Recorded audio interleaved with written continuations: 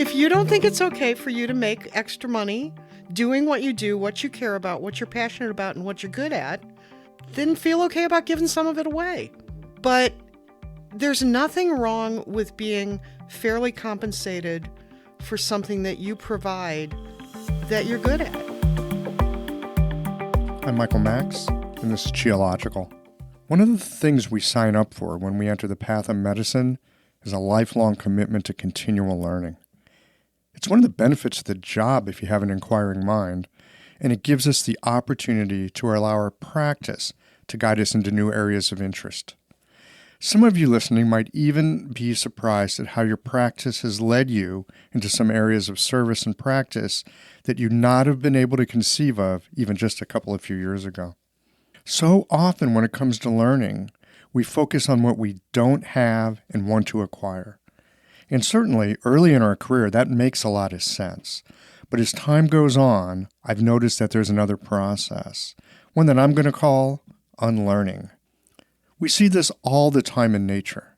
The grapevines that need to be pruned back, the plants that grow stronger when you call out the smaller, weaker ones, and the way that I noticed last summer's tomatoes produced better when they were trimmed back a little bit. You can see this too in the way that flowering plants, they'll produce new buds when you trim off the old, faded blossoms. It's essential at times to empty our cup, to unlearn something that at one time took us forward, but now holds us back. To let go of ideas or concepts that at one time gave us a kind of scaffolding to understanding, but it now impedes a more fluid way of knowing. But emptying the cup will leave you frighteningly vulnerable, especially if you've developed a solid sense of confidence, especially after you've gotten used to being the expert, the one with the answers, the one who knows. Let's face it. People come to us because they're looking for a solution, and they expect us to provide it. I don't know about you, but this yin side of the learning process, it leaves me empty and it leaves me antsy. I love that quote about beginner's mind and the empty teacup, but actually living into the liminal space, that takes some strength of spirit that I'm often lacking. It's hard to open to the vulnerability of not knowing, and it's frightening to consider that what I thought I knew might be reliable only in holding me back. Most of us are happy to add another certificate or more initials after our name as a way to show others and ourselves that we, air quotes here, have something. But engaging the other side, the side of unacquiring, to let go of something comfortably known, that is another kettle of fish. And you don't get certificates or extra initials after your name either. For myself, I've relied on my logic and my rational senses, and it's brought me a long way too, and it's helpful in navigating in the light, but it's not so helpful in the dark. It won't take me far when dealing with emotion or the kind of sensing that's non-rational. Medicine, especially as we see it here in our modern age, it's an enterprise of the rational and objective, and yet, you probably know this from your work, there are moments when something else comes through. And it gives you a whole new insight into a patient's condition. And while you can draw a rational explanation after the fact, you don't travel a logical flowchart in getting to your diagnosis. Being able to see both the parts and the gestalt of the whole, it requires both the head and heart. And for me, it's required, and it continues to ask of me to unlearn what I thought was possible and to unlearn what I thought was impossible. It's a side of the learning process we aren't usually exposed to in school, and treading into unlearning certain lessons that we got in our family, that will really turn up the heat on your discomfort. But in the end, I suspect it's worth it to empty the cup. In a moment, we're going to get into a conversation about accounting and bookkeeping. Sound boring? Well, if you've ever screwed up your accounting system, you'll know it's far from boring. In fact, it's an experience of fear, frustration, and tons of anxiety, and I'm not keen on those feelings, and so happy to avoid them if I can. And so, for me, an accounting system that works and does not add to the complexity of my life, that is a beautiful thing. In this episode, we're going to learn how to avoid those kinds of pitfalls, which by itself, I think, would be worth an hour of your time. But beyond keeping yourself out of accounting hell, we touch on the positive aspects of being an entrepreneur and some assorted issues that a lot of small business people have around money. All right, friends, I'm delighted to share this conversation with you here on accounting. Seriously, I think you're going to love it. These conversations come to you through the generous support of our sponsors and members. Blue Poppy, your new one-stop shop, has speedy shipping options on everything that you need for your clinic. It's Women's Health Month at Mayway Herbs. Check out their new website for learning resources on helping women with herbal medicine. Are you a creature of habit? How about making a change that helps your patients and the planet with AcuFast needles? And later in the show, raising your fees doesn't have to be a difficult process. Jane has helpful suggestions on making it easy and effective. And finally, have you considered that having a thriving, profitable practice is one of the most healing things that you can do? Julie Bear Don't Walk has, and she can help you do something about it too. Do be sure to visit the sponsors page on the Qiological website to take advantage of all the special offers our terrific sponsors have for listeners of the podcast. Picture this. Your clinic is buzzing with patients, and then you realize that you're down to your last box of needles. No need for panic, because Blue Poppy, your one-stop shop for all your acupuncture needs, they ship orders received before 3 p.m. on the same day. With a quick visit to Blue Poppy's website, you can order premium needles, herbal formulas, and that special Dr. Bob's oil that your patients love. Blue Poppy understands practitioners can't keep patients waiting. That's why they strive to get you what you need when you need it. From high-quality Chinese herbs and formulations to acupuncture supplies and clinical essentials, Blue Poppy has served practitioners for nearly 40 years with products that meet the highest of standards.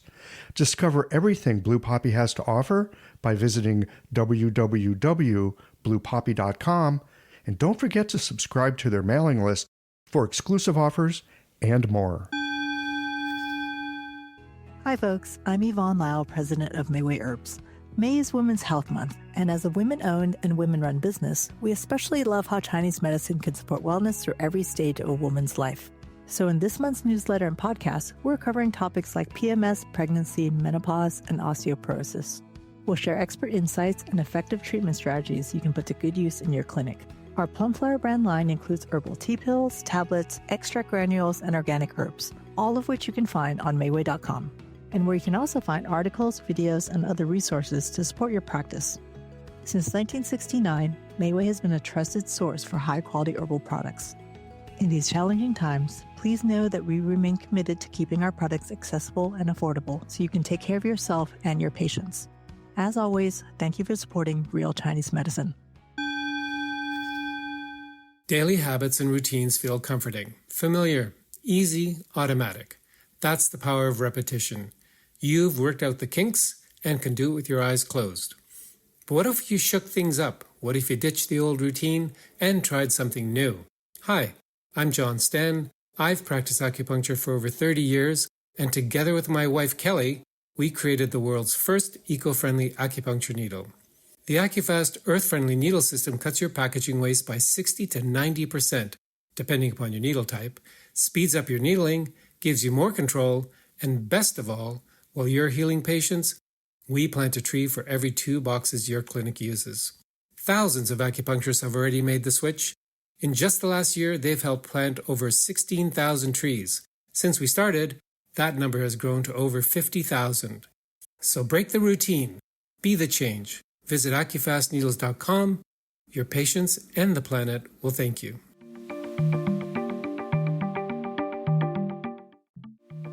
Friends, welcome back to Qiological. I have Beverly Hacker with me. Hacker, isn't that a great last name? You know, if you need someone to fix something on a computer, you might want to get someone with a name like Hacker. Actually, that's what I did. I was having some problems with my QuickBooks. I thought I could do it myself, and over the course of years, I created this monstrosity of a hairball with my QuickBooks and my accounting. And when I needed to get it sorted out, I went to the internet, asked Uncle Google, and Bev is in my neighborhood. And with a name like Hacker, I thought, well, she's probably a good one to start with. So, Bev, welcome here to Geological. Thank you so much. I really appreciate it. You're not an acupuncturist. You're an... I'm not. No, I'm an accountant, actually. Accountant. Yeah. Yeah. And folks, that's why I've got Bev here with me today, because I've got a real passion for what I call the practice of practice. It's what most of y'all would call business and marketing and taking care of things in the clinic. And money, oh my God, did you just get a little freaked out hearing that word money? Money is often a big thing for us acupuncturists. And so I thought I'd have Bev come on the podcast today because it's so helpful to be able to understand first principles of things. And it's so helpful to be able to, if you understand the basics, you can take care of so many things and, more importantly, keep yourself out of trouble. Indeed. And it's not just practitioners. I find most of my practice, in fact, all of my practice is small business. And the thing about folks that are entrepreneurial and that go into their own small business is they have a skill set and they have a passion, and almost without exception, it's not accounting. So, it's kind of accounting happens because you have to. Because it's part of doing business, but it's not why you go into business, and it's not why you start a practice. But it is incredibly important.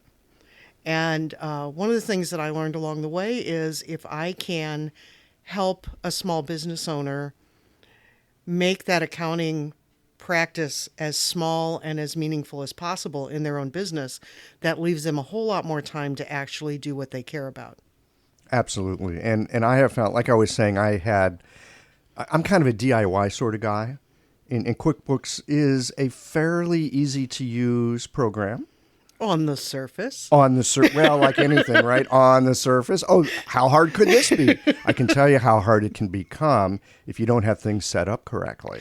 And that's really it. That really is the gist of the whole thing. QuickBooks has been around since the early 80s. It was one of the very first programs that went on back then called microcomputers. And at that point in time, it was incredibly difficult. It was really made for accountants. And over the last 40 years or so, they've realized, well, their market is in small business. That's their niche. And so they've tried very hard to make it palatable for the business owner at the expense of ease of use and at the expense of really making it something that can give you value back. And so I think over the last few years, at least since I've kind of been back into it, they've kind of refocused that and said, you know what, we have this amazing platform and it can really accommodate all kinds of different businesses if you set it up right in the first place. And so they've really started to come to us as accountants and say, hey, you know what, why don't we teach you guys how to do this really, really well and then help you go out and help small businesses? Because what we're finding as a company is we're finding a lot of folks get it, set it up, and then they're not happy with it because they didn't have the background understanding of how to set it up right in the first place. Right. So, with so many things, we're acupuncturists, right? And people come to our offices all the time and they've tried this and they've tried that and they've done all this self-care stuff and they've asked Dr. Google about things. Sometimes that's helpful, but often people can make a mess of things for themselves because they think they're doing the right thing, but they're not. We see this in our practices all the time. I had this with my accounting. I had it set up. And it was basically working, and then I have to add this other thing, and I kind of shoehorn this thing on and duct tape this other thing on over here. And over time, those errors can really compound. And then you find yourself calling someone like Bev. So one of the things I would love to dig into here today is how can people get started in the right way? How can they avoid doing what I did to myself? So here's what I find when people first get QuickBooks. QuickBooks is designed for accountants. And actually, let me go back. QuickBooks is designed for transactions. And so when you get QuickBooks, you need to understand what your transactions are. So for most small businesses, the transactions are sales and expenses.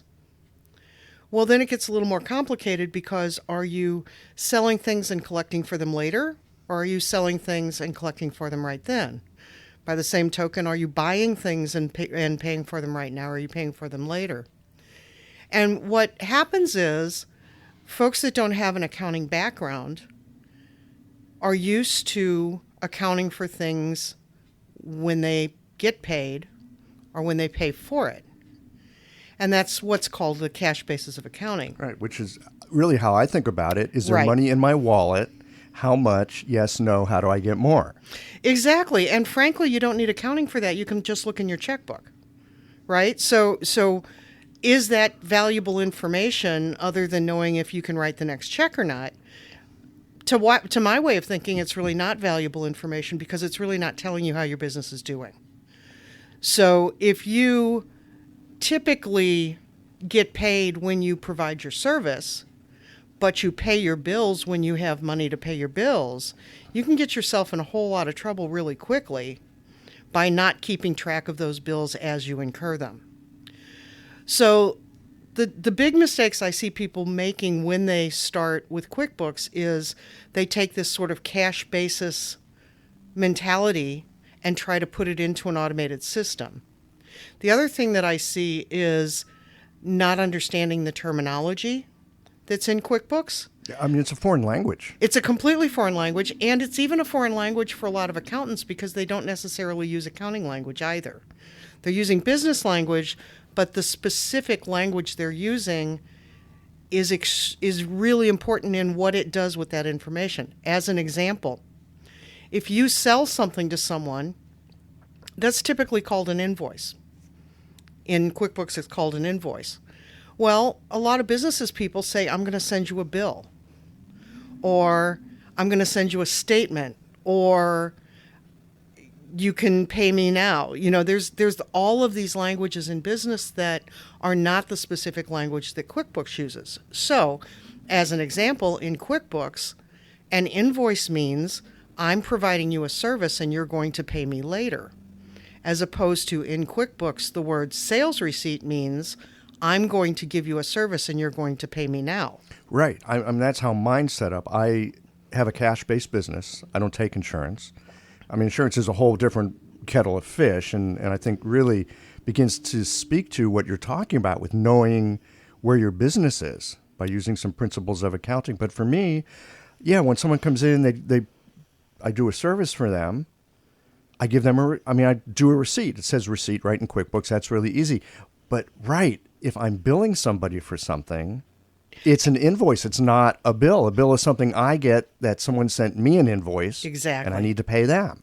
Exactly. And then think about one of the things that you and I talked about when I came in. And one of the things that I start Besides with. all the screaming and gnashing of teeth. Or I see you did it this way. No, I think one of the things that we talked about is you do pre-bills. So basically you sell packages at a discount and then they come back and get the service later. Right. So the way that you were tracking that ended up making it probably more complicated than it needed to be. And so by talking to you and trying to understand what it was that was important to you to know versus how QuickBooks needed to account for it, what we ended up doing was we set up some products and services to track package services separately from regular services because we knew that the fee base was different. We wanted to see what your overall sales of packages versus regular clinical visits was. And that is meaningful from a management standpoint. That was all done through products and services, which is a section of QuickBooks which is really designed to provide management information and not accounting information. And I think if you had to say what is the very biggest mistake people make with QuickBooks, it is that they look at it only as an accounting system and they try to build all of their management information into that accounting system instead of taking advantage of the management information that is built into the system. So we really need to think on multiple levels here. We need to think about how we're managing our business and our information, and then we actually need to manage it. Exactly. And then the offshoot of that, if the system's set up well, The offshoot of that is that you are accounting for it in a way that will easily take it to your tax return, or that will easily take it to financial statements if you want to go to a bank and get a loan, or for whatever reason you might need financials. Maybe you've got an investor, or, whatever.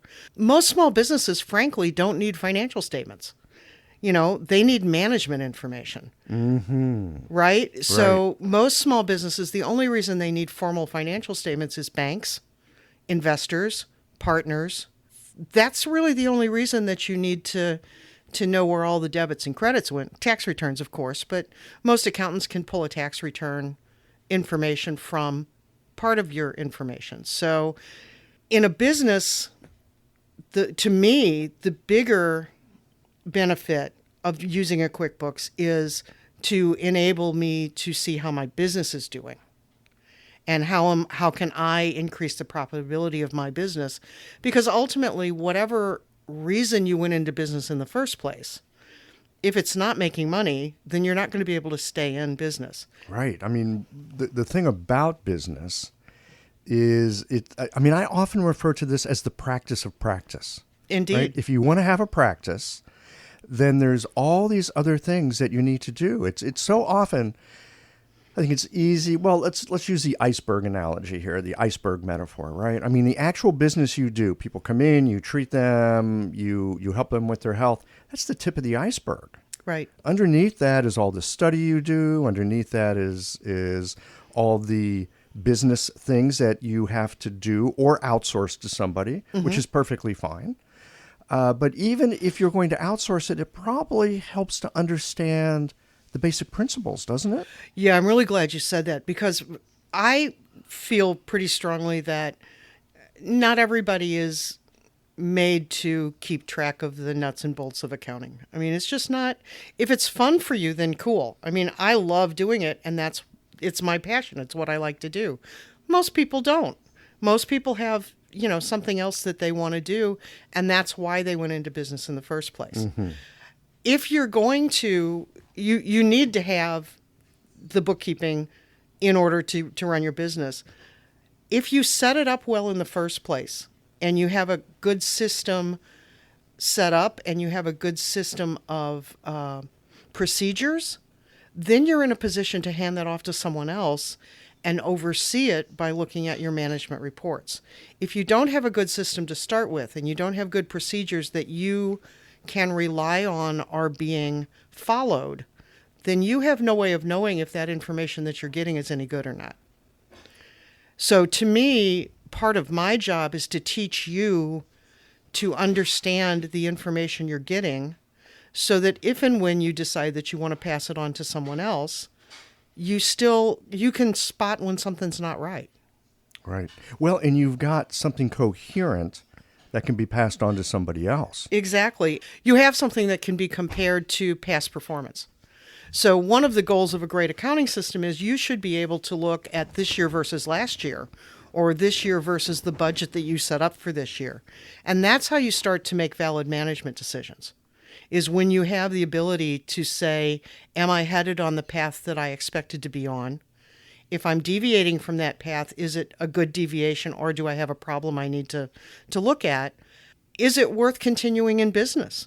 There's a lot of times that your accounting system is what tells you, maybe it's time to do something else. Well, do something else, or if we love doing what we're doing, figure out how to keep doing that, but change it up. Maybe we need a different model. Maybe we need, it's helpful to know, where is the money coming in? Where am I spending it wisely? And where is it leaking out of the bucket? Exactly. And especially in a business that has a lot of cash flowing through quickly. And I think a practice is one of those businesses where you have a lot of dollars coming in as you do it, but the dollars that are going out may be down the road a little ways. And so on the surface, it appears that you're doing fine because there's money in your bank, but you get a few months down the road and all of a sudden you don't have the money to pay the bills. Absolutely. So I feel like I'm super fortunate in this way, because many years ago, I had a sort of arts and crafts business. This is my early 20s, right? And, I make stuff and sell, and it was really fun. I got to work with my hands. I got to have my own business. And one of the things that I noticed was a lot of the people that I was working with, right, my other fellow craftspeople, it would come up to tax time, and they would be flipping out because it's like, oh, my God, I owe all this money in taxes. I don't know where I got this idea in my mind, maybe because I grew up in a family of people that had their own businesses. But I knew that 4 times a year, the state is going to be asking me to pay sales tax. And so even though I didn't know much about business then, even though my money management wasn't that great, I would always make sure that there was money set aside. It's like certain money came in, and from my point of view, it was never mine. Exactly. Just because it's in my wallet, it doesn't mean it's mine. And it started to kind of plant a seed and help me to understand that what I see in my wallet, there may be a lot of money in my wallet at the moment, but a month from now, it's actually more than empty because of the responsibilities that I'm going to have down that road. Exactly right. And, an interesting statistics is that restaurants are the number one business failure in American business. So more restaurants fail than any other kind of business. And in large part, it's exactly for that reason. It's that cash It's flow the cash thing flow and and not it's the taxes, recognizing what your responsibilities really are. Right, exactly. Yeah. Okay. So I want to come at this from a couple angles. I want to talk first to the people that are maybe new to a practice. They're just getting started with things.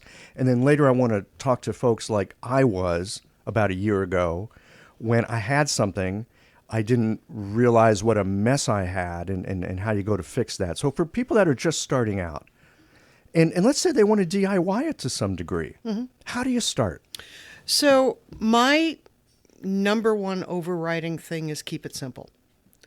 And the thing that I see more often than not in practices is that they have made their chart of accounts way too complex. They're trying to track too much information within the chart of accounts, and they're trying to track information that, quite frankly, there's very little they can do anything about. So as an example, almost without exception, I'll walk into a business, and in the chart of accounts, they'll have... I'm going to interrupt you for just a second. Chart of accounts. Yeah, I should probably define that, What right? does that mean? Okay. So when you set up an accounting system, the very first thing you have to do is set up a chart of accounts. And what that is basically the listing of the different kinds of revenue and expenses that your business might have. So it's a way of categorizing how money comes in and how it goes out. Okay. Okay? Right. So a very common error that I see in the chart of accounts is there'll be an account for electric, and one for gas, and one for water, and one for sewer, and one for trash. Let me guess. We could call it utilities? You could absolutely call it utilities because, quite frankly, if any one of those gets to be too much, one, what are you going to do about it? Two, unless you are a mega business, you only have one of those a month. So at most, you have maybe 6 entries a month in that account. And you can easily, over the course of a year, open up that account, look at your 6 entries a month and say, oh, looks like trash is getting out of control. Maybe I should change companies. So the very first thing I would say is keep it simple. The second thing I would say is if you're starting fresh, even if you want to DIY it, either take the time to really, really learn and understand how the system works, and there's all kinds of information out there, and in particular, understand how the products and services work. But failing that, and I know that accounting can be incredibly boring, having sat through numerous accounting classes. Even though you love it. Even though I love it, yes. Spend the money on the front end and get some good advice on how to set it up. Because if you do that, everything else gets super easy going forward. It's not that expensive to get it set up properly on the front end. One of the nifty things that QuickBooks has done is they've got this program called the Certified Professionals Program. And that's where you Googled it. You can go online. You can look up your area, what specifically you're looking for, and you can see all the people in your area that have an expertise in that. And having just recertified the advanced professional exam. It's hard. I mean, if you're a professional and you can pass this exam, you have to understand accounting really well. You also have to understand QuickBooks really, really well. So go online, find that certified professional in your area and talk to them. And, honestly, it's just like any other kind of professional. If you talk to them and you tell them what you need and what you're looking for, and you listen to the questions they ask you, you can tell pretty quickly whether it's a good fit or not. Right. Well, and I have learned, and this is through, again, I'm a DIY kind of person, so I have learned the hard way, I hate to say, that if I will rely on the expertise of someone who really knows what they're doing up front, take the time, Right. pay the money, see it as an investment, really. It's not an expense, it's an investment. Things are easy from that point on. They really are. Because the problem is, like compound interest is really helpful when you're trying to make money. Compound problems really can muck your business up. It really can. It really can. And I think one of the other things when you're interviewing a professional, my approach is I want to teach you to be as independent as you want to be. And I, over many, many years in the accounting profession, the unfortunate thing is there's a fair amount of accountants out there that want to make you dependent upon them. And I personally think that's a bad business model. It may work for them. It doesn't work for me. If you want to be a DIY person, look for that accountant that understands the concept of let me make it the way you want to use it, and then let me help you use it. And ultimately, I may work myself out of a job, or frankly, you may come back to me because you want to expand what you're doing, or you may refer me to other people because you like that approach. It's the approach I've chosen. If you want to be a DIY person, you want to look for a professional that's using that approach. This episode is brought to you by Jane, the clinic management software that honestly just makes running a practice easier. Let's dive into something that's never easy, but sometimes necessary. Raising your fees. It can feel awkward, right? But here's a tip that can really help. Consider offering flexibility to your patients as you introduce the change. When patients face new fees, it's natural for them to feel uncertain or concerned. That's where flexibility can really make a difference. Offering options like a phased increase, suggesting a payment plan, or even taking a moment to talk things through can help to ease the transition. These thoughtful gestures show your patients that you're listening and care about them, which strengthens the trust you've worked so hard to build. If you're looking for more ideas on how to navigate these kinds of changes, head to frontdesk.jane.app and check out the article, How to Tell Clients You're Raising Your Fees. One last thing, if you're ready to give Jane a try, you can use the code CHEOLOGICAL for a 1-month grace period on your new Jane account. It's a really good thing to ask somebody in the beginning. I know that when I was first looking for people to help me with this, first of all, I was looking for somebody who worked with small businesses. I didn't want someone who worked with big businesses. I was not looking for the expert in real estate. I was looking for, small business and entrepreneurs to help me with that. And, it's interesting to hear you talk about that there are accountants, they want to make you dependent on them. I think we see this in the acupuncture world as well. There are practitioners that want to sign you up for a maintenance program. I want to see you once or twice a month forever. And then there's the practitioners that are like, let's get a piece of work done. Call me when you need me. So it's interesting to see that across the professions, there are similar ways that people approach things. I think you're right. And I think as a business person, you make that decision. If what you want is you want someone else to do it forever, great. Just send them your information, get your tax return at the end of the year, and be done with it. Right. And there's a place for that. Absolutely. Mm-hmm. Absolutely. I think one of the things that I've seen over 40 years of working with QuickBooks is that more... I can't believe that QuickBooks has been around for 40 years. It oh has. My God. It was right after the spreadsheet, I think. Yeah. The thing is that now it's so accessible. it's so easy to get, it's so easy to use on the surface that a lot of people are jumping into it without really getting the background that you really should have before you jump into it. Yep, that's what happened to me. Okay, so that's for the new practitioner. What about those of us that have made a hairball out of our accounting system? It's really funny you say that because I always consider myself to be the expert in shoebox accounting, because back in the day, that's how people would bring us their taxes, was in a shoebox full of receipts. I used shoeboxes and envelopes. Exactly. So now it's like an electronic shoebox, and it takes a bit of expertise to wade through that. I actually love doing that work. That is, for me, that is the most fun, is to take a giant mess and turn it into some semblance of order. It's kind of a skill and a passion. I'm a weird person. Yeah, exactly. But I think the thing that I love about doing that is it allows me to come into a business and say, what is it you're looking for? What do you want the end result to be?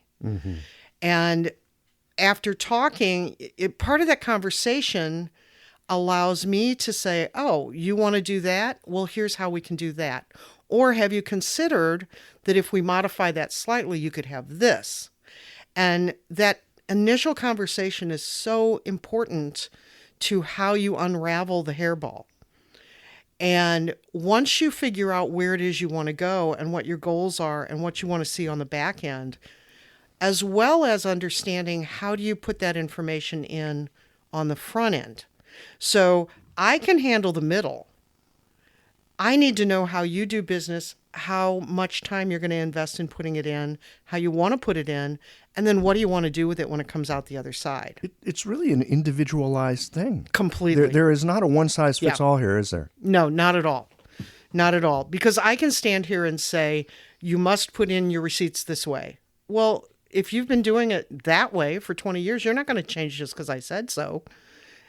So why don't I create the system that allows you to do it your way, let the system do what the system does, and then it comes out the way you want to see it.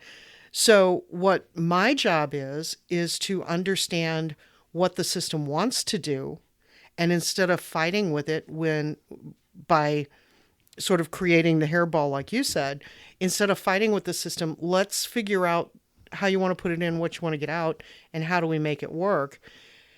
And if you've already created the hairball, then how do we unravel it and get it to that point?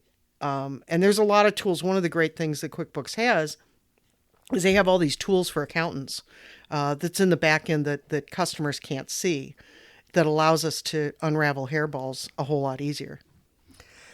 I think I'm super glad those are in the background, because if I knew how to get to them, I'm sure I would have made things worse. Yes, it's probably true, because they can be incredibly powerful and incredibly destructive if you don't know how to use them. Right. Yeah. This is going to be a super simple question, and it's almost a little embarrassing for me to ask, but I don't really know the difference between an accountant and a bookkeeper. I always equate the difference between an accountant and a bookkeeper as the difference between an engineer and a mechanic. Mm-hmm. The engineer knows how to design it, knows how to make it happen, knows how to put all the parts together, doesn't necessarily actually ever touch it. The mechanic knows how to make it go. Mm-hmm. Maybe doesn't necessarily know that if you replace that widget with that widget, it's going to go for a while, but it may not go for a long time. So I usually, when people ask me that question, I say, well, think about it this way. The bookkeeper's going to make these things happen. Those things are going to go into your books. Mm-hmm. But they're not going to design the system. Right. They're not going to design the system, and every accounting system works great if nothing is ever out of the ordinary, if there's never a mistake, if there's never a new piece of business or a new thing that you're adding to it. If it were a static system that nothing ever bad happened to, anybody could do it. But that's not how the world works. No, I mean, any dynamic system, problems will arise. Exactly. And there's really, really great bookkeepers out there. And to me, the greatest bookkeepers are the ones that are tenacious, that have great attention to detail, And that when something comes up that just doesn't look right, they know who to ask. Mm-hmm. And then once they ask the question, they're good to go from there. And they'll know, they'll recognize that same thing again. Accountants, by and large, are probably not great bookkeepers. We don't like to do the data entry it takes. We don't like to do the day-to-day, nitty-gritty stuff. And I think there's a real place for folks that really enjoy doing both. In fact, you need both. You do. I mean, years ago, I spent some time in high tech, and I basically helped design and create and build systems that would help people get their work done. I love building systems. Don't ask me to maintain that system. Exactly. Drives me crazy. It's like, I built it. It works. Keeping it oiled? Yeah. Find someone else. And that's exactly how I feel. I feel exactly the same way. I love creating them. I love helping you learn them. And I'm really happy to help when something goes wrong or something new comes up. I don't want to sit here and do it. You're not really a bookkeeper. No, I'm not a bookkeeper. No. But you are an entrepreneur. Yep. You are an entrepreneur. I'd like to kind of pivot into that for a moment because, as acupuncturists, we're entrepreneurs as well. Exactly. And even though we might not like to think about ourselves that way, even though we might have opinions about that, I mean, anyone that's in a small business and running your own show, I mean, if you don't have a bit of an entrepreneurial sense of things, it's going to be tough. It really is. So I love getting into first principles on how things work. So from the point of view of a small business person, an entrepreneur yourself, how do you approach a problem that has arisen, but you don't know how to solve it? I tend to do a lot of research to find out what I don't know. That's my first step. Find out what you don't know. Yeah. That's interesting. How do you come to terms? How do you assess what you don't know? That's brilliant. Knowing what you don't know. It's often a really hard thing to do. It's really hard. One of the things about having been in the computer business for a really, really long time, I can think back to the early days when nobody really knew anything. Those of us that started in personal computers early on, there were no classes, there were no teachers. You basically learned by doing or by talking to tech support. And I learned so much by running into a problem, calling tech support, making sure that they explained to me exactly what the problem was and what the solution was. But the other side of that was I would often go so far down a rabbit hole because I didn't know if it was a problem with me not knowing or a problem with the system not doing what it was supposed to do. And so over a lot of years of probably spending too much time assuming that it was me instead of first looking to see, are there known problems? Are there glitches that have been identified? Right. Is this a known bug? Exactly.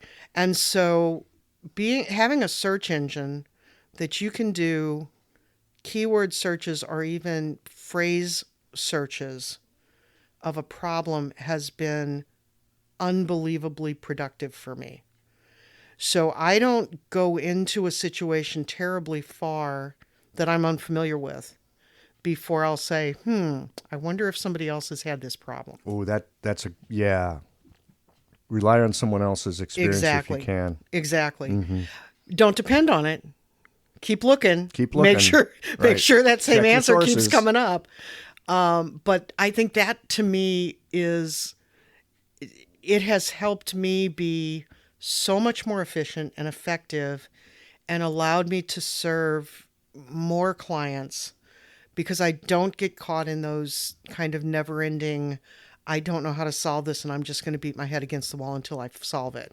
I beat my head against the wall for a short period of time before saying, wonder if someone else has already beaten their head.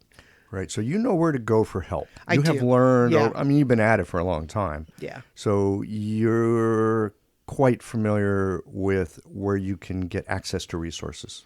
Exactly. And I have to say, there's a lot of resources in tech support out there that are really, really good. And there's a lot that are really not so good.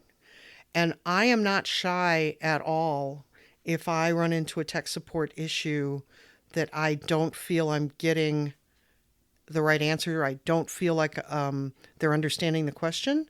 I'm not shy at all about asking for the next level. Mm-hmm. And I think people should not be shy about that because This is a really good point, which leads to this question of how do you know that you've exhausted that level and it's time to bump it up? I have a pretty short fuse. I have a pretty short fuse for that. So I actually rely a lot on chat instead of phone support. I love chat support because I can articulate my question really well in text. And if I get answers back 2 or 3 times that make it clear to me that they didn't understand the question or that the path they're taking doesn't address the question, then I will ask for the next level. And I don't find the ability to do that for me on a phone support call, in large part because I have a pretty short fuse for tech support. And I get mad before I... Yeah. Oh, I'm a little bit there myself. I lately have been using chat for support as well. I'm glad you bring this up. This is one of these things, I didn't realize how much I rely on chat lately and how much I like it. Here's a couple things I love about chat. Number one, if someone has an accent, I don't know it. If their English is pretty good, it will show up because they're just typing it out. The other thing is, I have found so often because they're shipping support overseas and they've got these scripts that they're using. I get so tired of hearing, well, Mr. Michael, we're so sorry and we apologize. It's like, I don't want your apology. Exactly. Stop wasting time giving me an apology. Fix the damn problem. And on chat, they might apologize once. Oh, I'm sorry you're having that problem. And then it's just into the meat of the issue. Exactly. And I think that's a biggie. And the thing is, I've gotten awesome tech support from overseas tech folks, just amazingly good support. But I've also run into language issues, and it's difficult. I think it maybe is more difficult in a technical realm because the terminology can be difficult. And I'm not necessarily using the right terminology. Oh, man. Anytime we get into tech, this I find is one of the biggest hindrances for me is I don't know the proper terms Right. to describe what my problem is in a way that they understand it as the tech support expert. Exactly. And I'm really fortunate with QuickBooks. One of the perks I get as a certified accountant is I get the top tier people. So I always tell clients, if you are calling tech support, first of all, call me first because I may know it off the top of my head because I set up your system, at least for the first 6 months. But if you run into a really sticky problem after that, keep in mind, you're not getting the top tier people and I am. Right. I mean, one of the things that drives me batshit crazy is they'll ask me to do all these initial things, reboot your computer, do this, do that. These are things I've already done. Right. But I've got them at the low level. They cannot go beyond where they are without having me do it, even though I said I've done it. Right. They never believe me, which is not a bad idea. I mean, many times we have patients in acupuncture clinics and we know they're not telling us the truth. So, I understand that the lower level tech support wants to make sure that the basics have been covered. But yeah, it's great to be able to go directly to the higher tiers. It is. And the other thing, when you call tech support and they tell you, hey, reboot your computer or do this or do that, ask them why. I just had a client and it was a potential disaster. The client called tech support.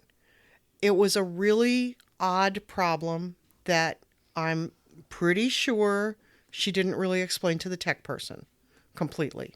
Mm-hmm. And what the tech person ended up doing was asking her to remove herself as the admin and put herself back in under a different login. Wait, how does that work? It was insane. Yeah. It was kind of insane. And what ended up happening then is because she had deleted herself, all of the customizations that were under her name Bye-bye. were gone and had to be recreated. So if somebody says reboot your computer or especially delete this, ask them why and make sure they really understand why and what it's going to affect. And don't be surprised because somebody told you to do something that you didn't understand. It's a really good point. I have on occasion had tech support suggest something and it just makes no sense. Right. Exactly. Yeah. And there's a reason you feel that way. There's a reason that it just doesn't seem right. Right. Well, and even if you think you understand, I love the idea, ask why anyway. Because then you'll learn something. I mean, I think we do this in our practices as acupuncturists all the time. People do something and we're kind of scratching our head thinking, that's weird. But if we ask, well, what's the idea behind that? What were you trying to accomplish? We get a whole lot more information. It helps us to understand better. Exactly. Yeah. Yeah. So accounting and acupuncture are not that different in some ways. No. It's funny because I often say, had I been born in a different time, I would have been an engineer. Because I think the engineer brain and the accountant brain are they're just one brain. We separate at birth, I think. I don't know. But yeah, I think when you're talking about a profession that has analytics in it and has a practice that is not concrete, it changes all the time. Yeah, I think there's a lot of similarities. Yeah. So as an entrepreneur, we have the thing that we love to do. And we have this thing we have to deal with called money, which is a super useful tool. Exactly. Right? Yeah.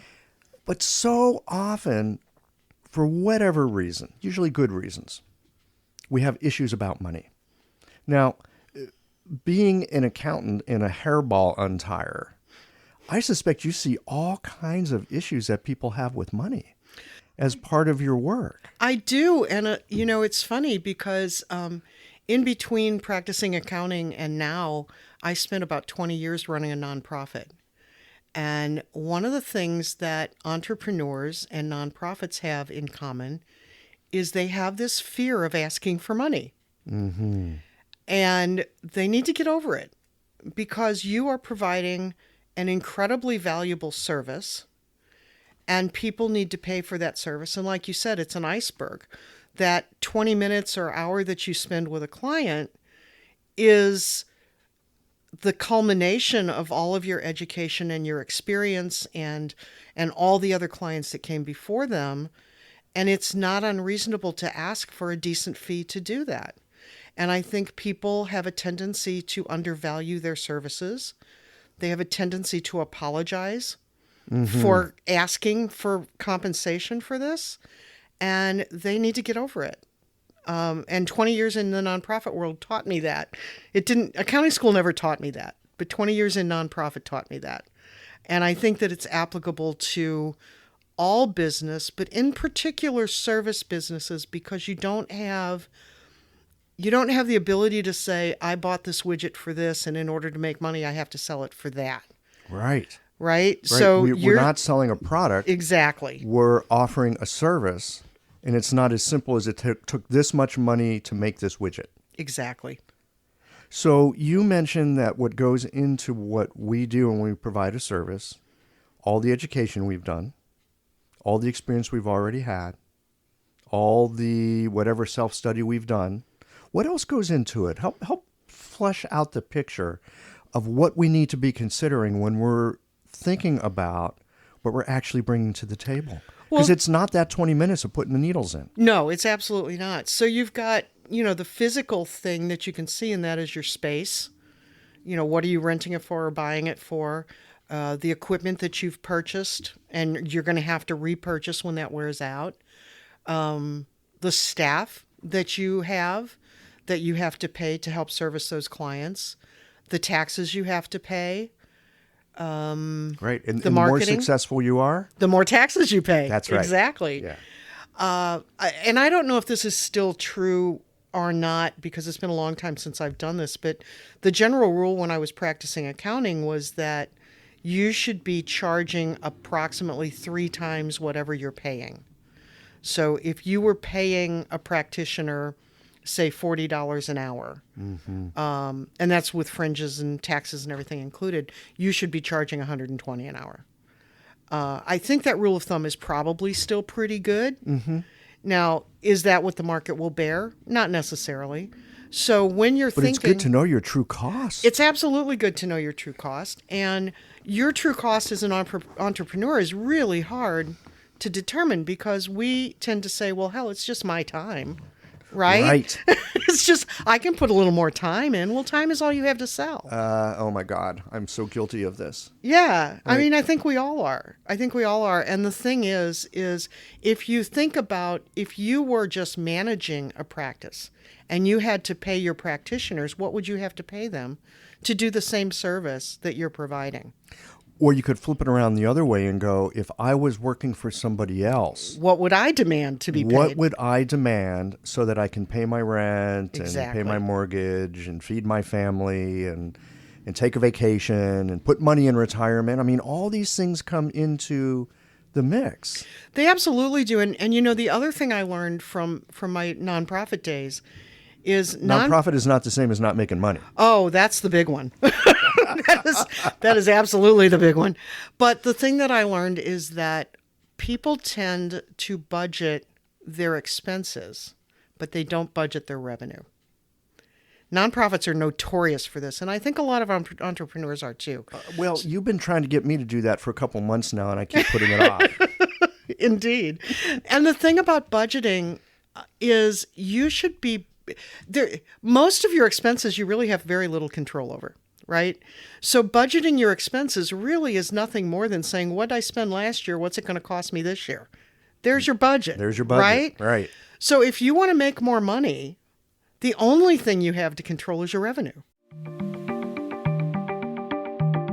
Having a thriving, profitable practice is one of the most healing things you can do as a healthcare practitioner.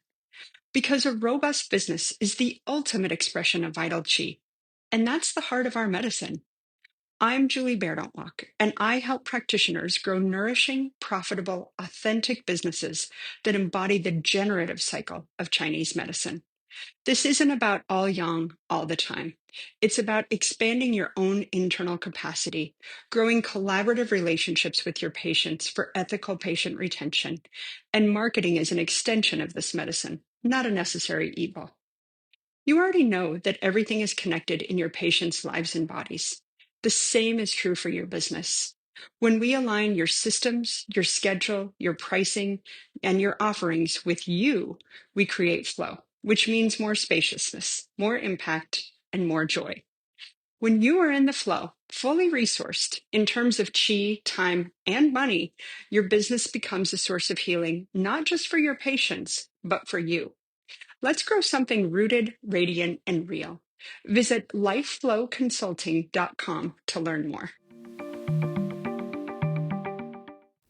So this gets a little scary, actually. We're sitting Really? here having this. Yes, yeah. This is really interesting. We're sitting here having this conversation. You've been trying to get me to sit down and do this budget thing. I keep coming up with excuses on why I can't right now. And this is the reason why. This is the It's reason the only why. thing you can control. It's the only thing I can control. And it's frankly a little terrifying thinking about, oh, this is a piece that I've got my hands on. I can do something about this. Oh, it's my responsibility Exactly. to be attentive to this. And if I look at it and go, oh, not enough, that means I need to make a change. Here's the flip side of it. And I think this is true for many of us in the acupuncture world, probably in the nonprofit world as well. What if I make more money than I think I'm worth? Yay. Well, I mean, we're sitting here going, yay. Yay. That's awesome. Is it? I mean, I think a lot of times we have certain issues around, oh, if I start making this much money, if I start getting a certain kind of comfort, what does that actually mean about me? Is it okay if I'm that successful? It's absolutely okay. And frankly, But what if it's not okay? What do you do if it's not okay? How do you start learning to make it okay? well, you could give some of it to nonprofits. I'm serious. You know, if you don't think it's okay for you to make extra money doing what you do, what you care about, what you're passionate about, and what you're good at, then feel okay about giving some of it away. But there's nothing wrong with being fairly compensated for something that you provide that you're good at. And there's nothing wrong with being compensated at a level that is comparable to what other people are doing. Honestly, if the market if the market will support it, then it's probably fair compensation. Absolutely. Because if you're overpricing your services, people will go somewhere else. That's right. And when you're talking about in a practice, how can you maximize your profit? The only thing you can do is you can increase the number of hours you work. Well, there's only a certain number of hours in the world in the week. You can increase your price. You can take on additional practitioners and take something off the top of what they're doing. Or you can do, what you've done and expand into other things like teaching or podcasting or whatever. That's really the only way you can affect your revenue. But on the other side, if you raise your prices beyond the point that the market will bear, then they're going to come down because people will leave. Right. So it's a self-regulating process.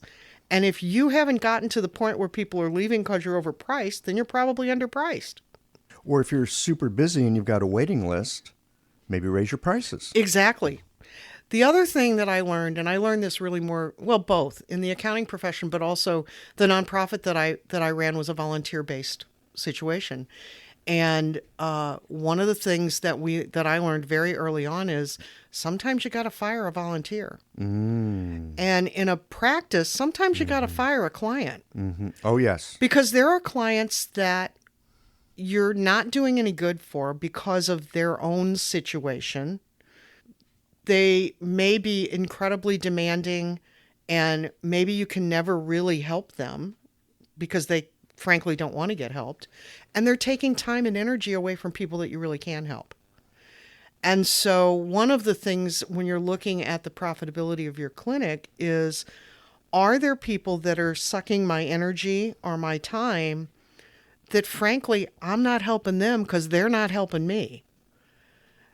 And maybe it's time to say, maybe you should find someone else to go to. Spot on. I think that's spot on. It's difficult. Yes. It's hard to fire anybody, I think, whether it's an employee, a contractor, a client, a patient, a spouse, right? I mean, whatever. It's hard to be in that position. At the same time, I'm a huge fan. I'm a little bit lazy. And so I'm a huge fan of the 80-20 rule. Absolutely. Right? 20% of the people will give you 80% of the problems. How do you get rid of 80% of your problems? You get rid of the few people that are causing them. Right. Right? Same thing with income. Often it's 20% of the people that are going to be bringing you 80% of your income. Right? Or like, especially in terms of referrals, there's those few people that just will not stop gossiping about how great you are. It's funny you say that because one of the principles in fundraising, in nonprofit fundraising, is you can't just look at the person that gave you $10,000. You have to look at the folks that have consistently given you $100 a month over years, but also have brought in all their friends and neighbors. Right. You have to look at that larger cloud of people and look at the complete value of a customer or a donor, because that's where not only are you maximizing your dollars, but you're increasing your dollars, because chances are that $10,000 person is not telling anyone else about you because that donation was about them. And so they may be saying, I gave such and such charity my $10,000, but they're not going to tell you anything about the charity.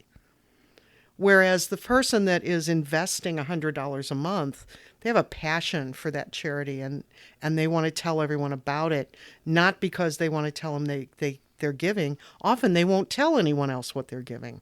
They just love the work but that's being done. But they love the work that's being done. Yeah. That's a super good point.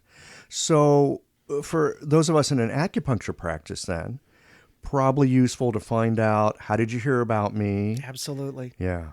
And one of the things that I think a lot of practitioners don't do that would be incredibly valuable, and now it's a pretty cheap way to go, is what's called a client relationship system, or a CRM. Because what you can do is you can start to see those connections. Oh. I use Salesforce, which is really expensive, but it's just incredible. You're an engineer. I know. Yeah. There's other alternatives to this, but basically what it allows you to do is to make those connections. So if Mr. Smith referred Mrs. Jones, you make a connection, a referral connection, and then when you look up Mr. Smith, you can see, holy moly, that Mr. Smith has referred 50 patients. Okay. So is this something that we could use QuickBooks to do? No. It doesn't have that kind of... QuickBooks does not do it, but QuickBooks can integrate with various CRMs. There's some really great CRMs out there, like, for instance, MailChimp, which is one of my most favorite marketing tools. Yeah. They have a CRM built in now. They do. Yeah. And it's pretty sweet. There's another one called Copper that's kind of it's like the poor man's version of Salesforce. It's half the price, but it does almost everything. It does the things on the CRM side that Salesforce does. Salesforce is made for giant enterprises. Right. So it's really expensive, and complicated, probably. Incredibly complicated. So the CRMs are starting now to filter down to the small business level in terms of complexity and in terms of really what you need. Okay. Right? So I think that if you're in a practice and you want to grow a practice, what accounting does, and one of the big differences, and I always tell people this, accounting is looking at history. You can take what's in accounting and you can project into the future, but all you can really project is numbers. What a CRM does for you is it allows you to look at the future. Great. And see what your relationships are and see how you can mine those relationships for the best possible outcome in the future. And it can guide the way you run your practice. It can guide the way you do your marketing. It can guide the way you do your website. I mean, everything is all about relationships going forward. It's about accounting in the past, but it's about relationships going forward. Yeah, that makes so much sense. And I've been using MailChimp a long time. I don't know how they actually stay in business because they offer incredible free services. I mean, at a certain point, they ask for some money. But if you've got a small business and you're just starting up, it's really full-featured. And right, they did start adding a CRM portion, I noticed.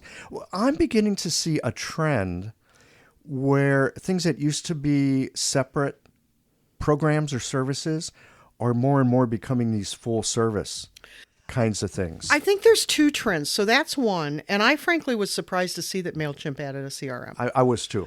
But I think the thing that MailChimp did is they came into the market super simple and with a great sense of humor.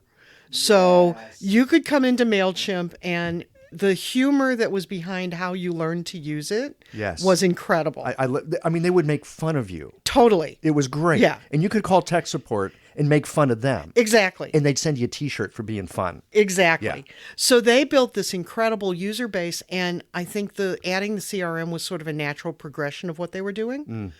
Whereas the other way to do things is what a Salesforce or a QuickBooks or any number of other companies have done, and that is that they realized they had built this incredible platform. And that incredible platform is really, really good at doing accounting. What it's not great at doing is specialty accounting. So if you have a real special need, it was built for the mom and pop hardware store, bottom line. That's what QuickBooks was built for.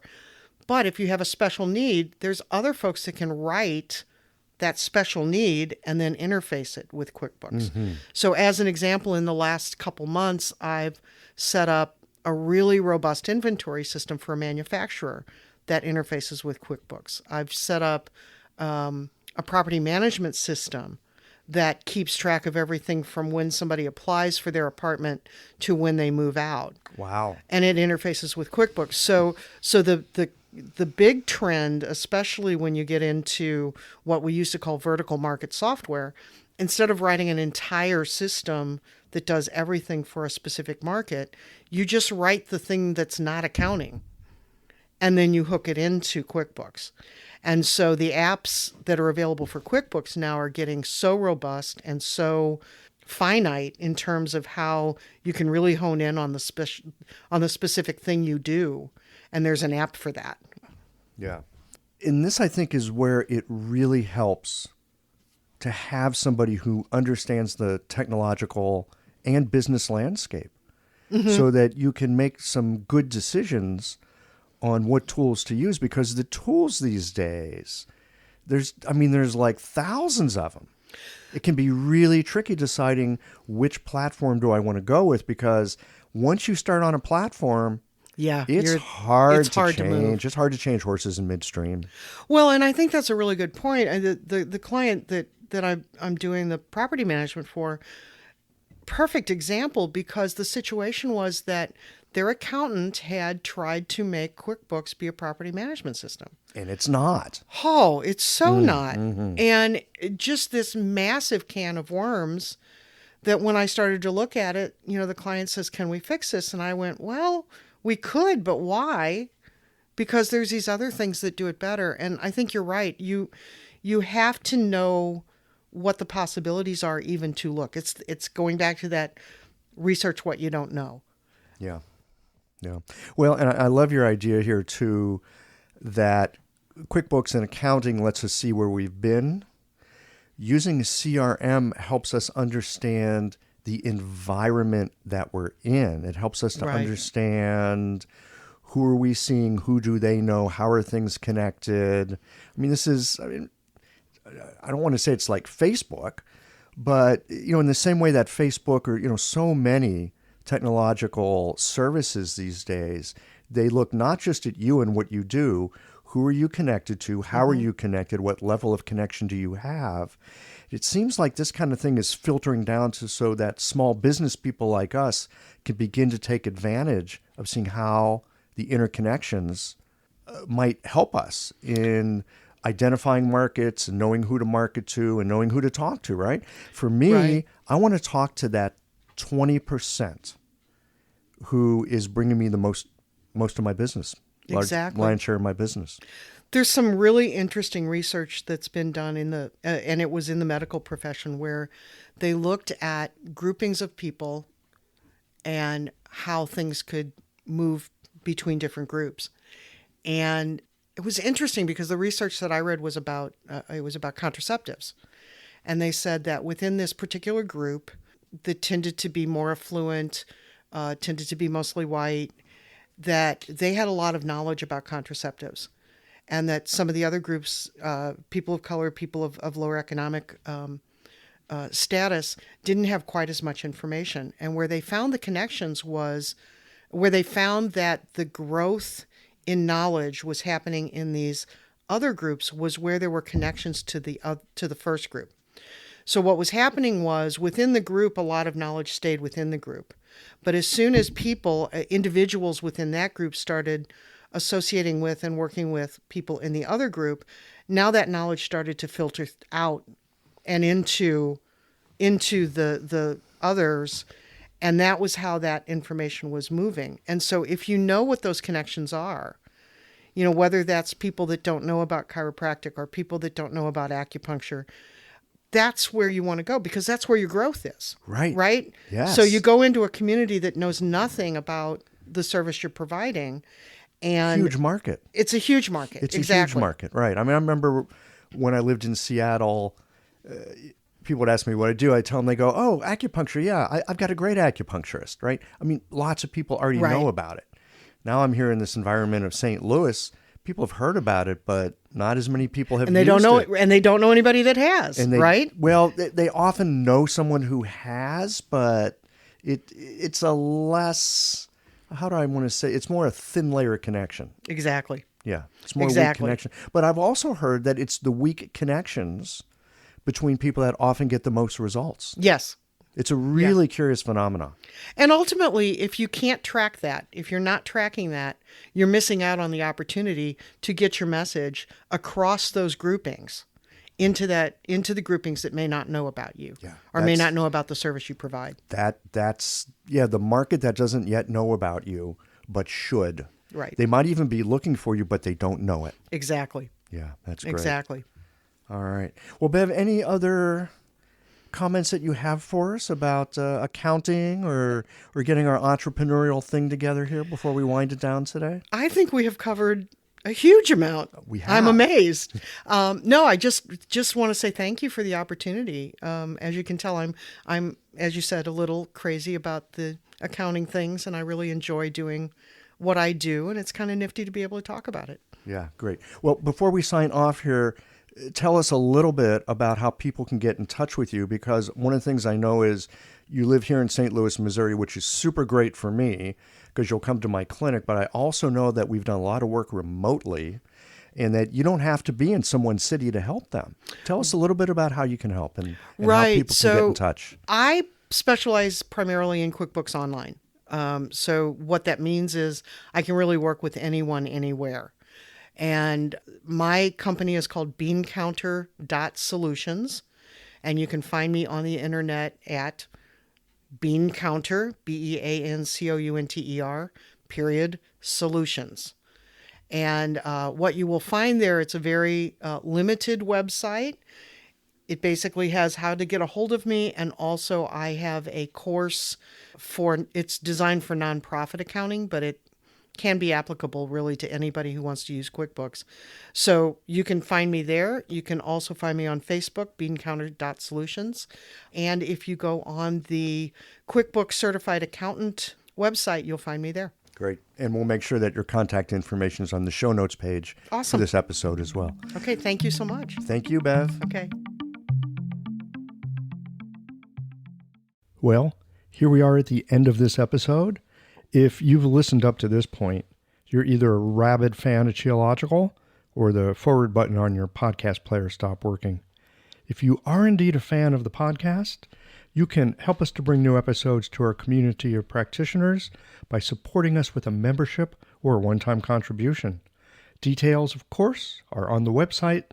That's it for today, friends.